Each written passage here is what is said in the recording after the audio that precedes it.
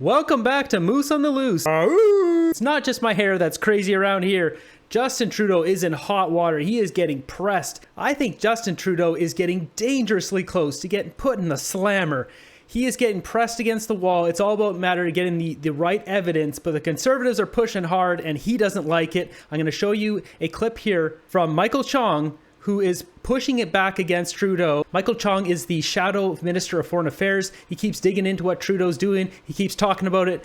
Trudeau's getting pissed off. I'll show you a clip afterwards here, but Trudeau gets absolutely scorched by Michael Chong in this speech in public. We finally have the documents.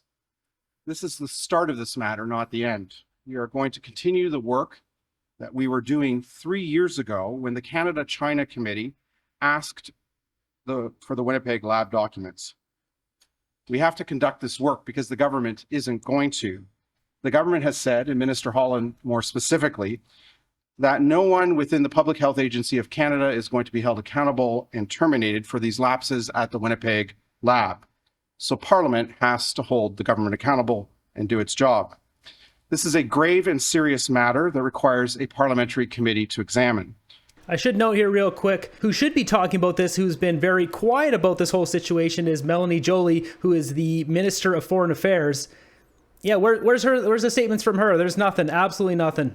Dr. Chu clandestinely collaborated with the government and the military of the PRC and was paid by that government and military of the PRC without the government of Canada knowing.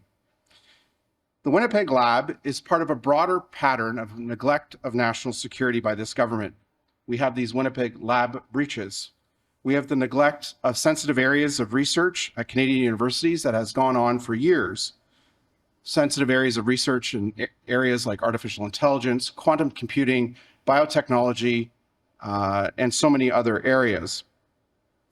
We have the neglect to protect our democratic institutions in our elections, which is why the government was forced to call a public inquiry, which is ongoing. And in all of this, the Prime Minister has been absent. In open and accountable government, which is one of the government's founding cabinet documents, the Prime Minister is uniquely accountable for national security. That document also says that the Prime Minister alone is responsible for the machinery of government. In other words, the Prime Minister alone is responsible for the flow of intelligence and information between the different agencies and departments of the Government of Canada.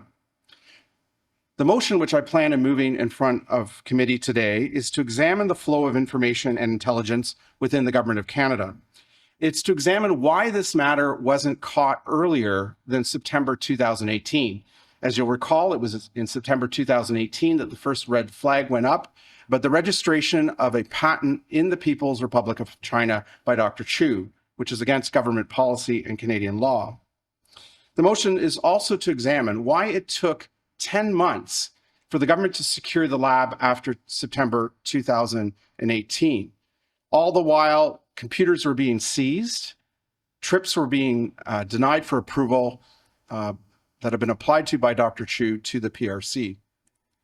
It's also to examine why government systems didn't flag the 5 trips that Dr. Chu had taken to the PRC in a 2-year period in 2017 and 2018.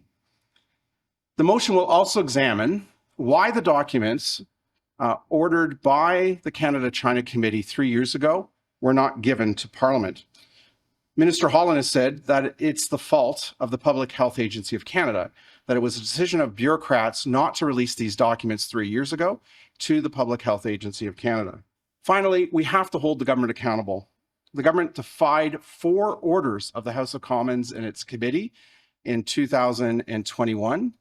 It then took the unprecedented step of taking the Speaker of the House of Commons to court and then called an early election.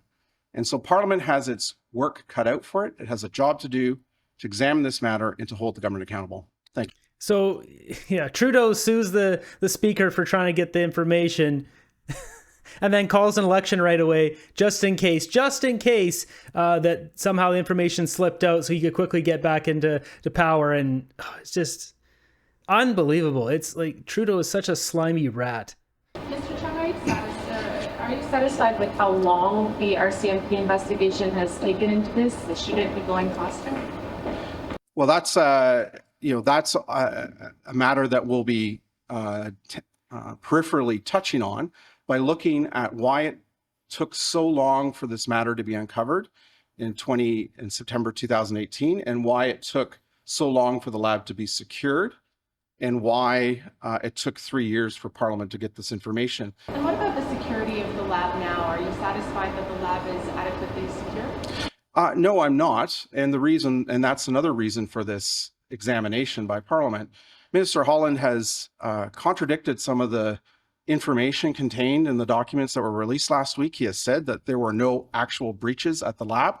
He's also indicated that no information left the country. That's contradicted many times in the documents that we received last week. It's interesting, when Mark Holland was asked about this, he was very defensive and he didn't want to say anything. He even said it. We'll bring up a clip here. I have an entire video that goes over this whole thing, but basically these reporters just really hounded him and he just didn't want to give up much at all. This was just a few days ago. Well, I would leave you to the documents. We don't have the documents. Well, you do now. Say in the documents why they were fired and what the concerns were. Yes. It's going to be clear in this It's information. explicit in the documents. Well, I'm not here to give you a blow by blow. In about 2 to 3 hours, you're speaking Well, they're to us. available right now. Well, So first of all, copy. you will be given an electronic copy, or if you want a We have physical not copy. yet been. Can you please? I mean, you know it. We don't have the documents. I'm not. So first of all, okay, everybody just take a step back. I'll try to take a different approach, and perhaps this will satisfy you. So he just goes on to babble, but he does mention a few things which he's getting caught now. What I think has happened here is Mark Holland has known about this for the last 4 years, and now he doesn't remember what he's known the whole time versus what is said in the documents, and he's been caught with his pants down. The last thing you want is to be caught with your pants down, especially at the $8 million barn.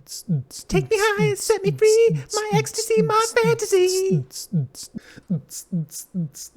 to clarify, what are the specific questions you think that this committee needs to answer that wasn't already outlined in hundreds of pages of these documents? Well, first off, why did it take so long for these breaches to be discovered at the Winnipeg lab? The first red flag goes up in September 2018, despite the fact that for several years beforehand, for a couple of years beforehand, these breaches had been taking place. At least five trips that we know of to the People's Republic of China, which involved unauthorized visits to PRC entities and unauthorized transmission of information and materials.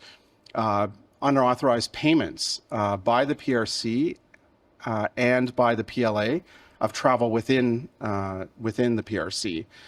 We need to examine why, when the first red flag went up, according to these documents, in 2018, it took 10 months to secure the lab. We need to understand when the Prime Minister first became aware of these national security breaches. And finally, we need to understand why we didn't get these documents 3 years ago.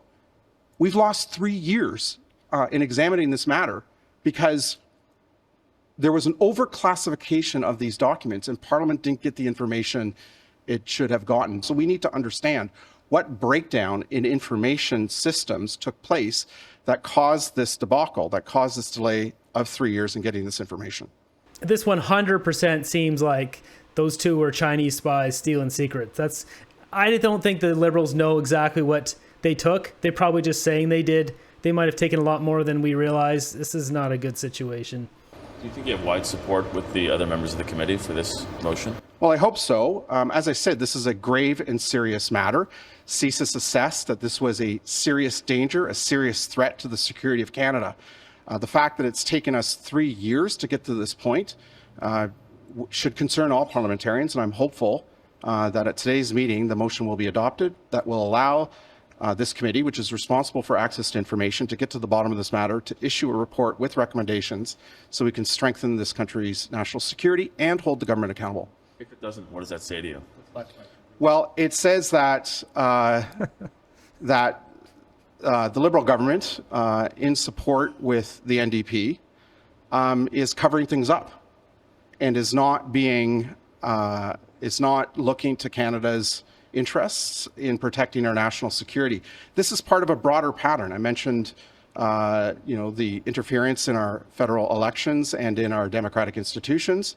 I mentioned the ongoing serious national security threats and theft of intellectual property, which is taking place in sensitive areas of research across the country that CSIS for almost a decade now has been drawing attention to.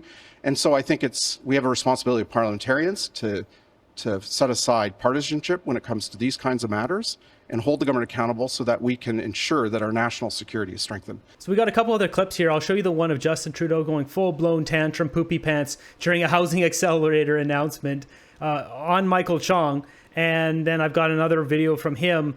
This is going back and forth. Trudeau, just a disgrace of a human. This here is Justin Trudeau standing at a housing accelerator. It's a modular home announcement. You can see here, this is what his face looks like when his diaper is completely full. I will also add that hearing two particular Conservative members, Michael Chong and James Bazan, suddenly being front and center on issues of security and international impact after having been complete ghosts over the past number of months on anything to do with standing up for Ukraine, for example, yeah. Or even on the matter of their colleague Leslyn Lewis calling for a withdrawal from the United Nations of Canada. They won't say a thing. But when it comes to making partisan attacks out of an issue that should be taken seriously by all parliamentarians, it's not worthy of an official opposition. Mommy, wow, my diaper's full now. Justin Trudeau. That's all he can offer up is just tantrums and, God, look what's going on here. Thank you. Last question. He was blinking. Okay. Let's go back to Michael Chong. Yesterday, in response to questions about China's threats to Canada and the government's Winnipeg lab, the Prime Minister suggested that simply by asking these questions, we were fomenting anti-Asian racism. Does the Prime Minister realize that when he conflates criticism of China with anti-Asian racism, he plays to Beijing's propaganda? For example, China accused Canada and its allies of white supremacy simply for calling for the release of Mr. Kovrig and Mr. Spaver 2 years ago. When will the Prime Minister quit playing into Beijing's hand and answer questions about the government's Winnipeg lab? The Prime Minister suggested that asking questions about the threats from China's government, it's anti-Asian racism. I'm an Asian Canadian, and I'm deeply offended by this. How dare the wearer of blackface, brownface use the painful experience of racism to shield his government's callous dereliction to protect Canada from hostile foreign regimes. Pointing that out, it's not racism. Suggesting otherwise plays into the propaganda effort of our opponents, something of great concern in my home of Richmond. To see our national leadership downplay these concerns, it's simply shameful. Many critics of CCPs are Asian descent themselves, either born as an equal partner in Canada or having joined the equal partnership as an immigrant. Expressing dissent is not hatred. Well, you heard it from these two Conservatives here. Justin Trudeau's opened a can of worms, man. He brought up the black faces. It always makes me laugh. But I feel like between this and the Rav scam, one of these has got to crack open and get him in jail. It's just... there's too much now. The only thing that's propping up this country right now in terms of any sort of numbers is GDP from oil and gas in Alberta, which he demonizes, and immigrants coming in. But the immigrants coming in, it's like it's propping up one sector, but obviously it's bursting everything at the seams, whether it's people having access to doctors, housing, food costs, everything is just being pushed to the limits. I'm really starting to wonder now, there's multiple of these schools that have just, I saw one had a increase of 4,800% of increased students going through, and obviously they're just taking the foreign students, jacking up the price. A local student pay like $5,000 to $10,000, and they're charging the foreign students $60,000, and they're just churning them through. It's obviously a big money-making scheme, but looking at the numbers recently, I wonder if Trudeau and all his Liberal buddies there from way back, maybe they concocted a plan to be a part of that. I wonder if he has any ownership in any of those schools that are just churn and burn all the foreign students through, because that would be a even more lucrative way to make money than the real estate theory that I've got, that basically Trudeau bought like multiple houses, 20 houses, and then jacks up the price of brings in the immigration, jacks up the price of housing, gets rich. It could be a double threat here at this point. I don't know, but there's no logical reason why this man would put entire population of 40 million people, or what are we at now, 41, 2 million, through this much suffering. It's intentional suffering. He's got all sorts of smart people that work around him in all these departments telling him the numbers and stuff. They've obviously concocted a plan. When it comes down to it, it's got to lead to money, because are there really that many leaders in the world, even bad leaders, who do it just for the power and then dominating their own citizens?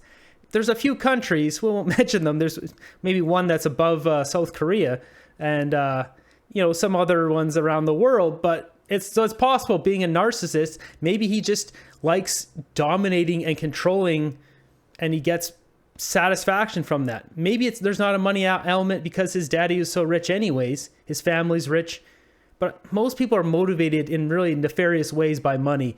So I don't know what's going on here, but something's going to crack. The Conservatives are going to keep digging and opening this up. One of two things are going to happen.